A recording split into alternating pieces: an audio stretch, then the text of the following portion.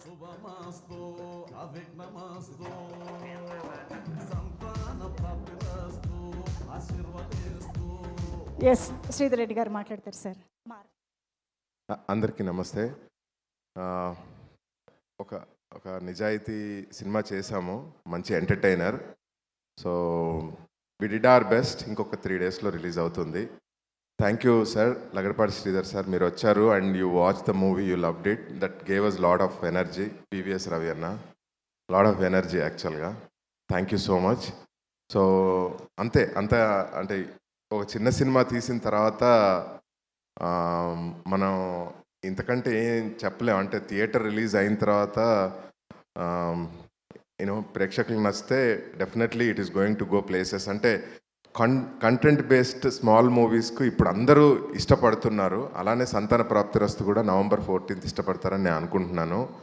And my special you know thanks to Vikrant. అంటే ఈ కథ 6 సంవత్సరాలుగా అన్ని రకాలుగా అందరికి చాలామందికి నరేట్ చేశాము. అప్పుడు నాకు ఎప్పుడు అదే గుర్తొస్తుంది. విక్కీ డోనర్ అనే సినిమా బాలీవుడ్లో ఒక 40 ప్రొడక్షన్ ఆఫీసులు తిరిగిందట. ఒక 7 years పట్టిందట అది ఎక్కించడానికి. అలా ఇది ఆల్మోస్ట్ 6.5 years పట్టింది. దీన్ని అంత ప్రేమించాం నేను సంజీవ్.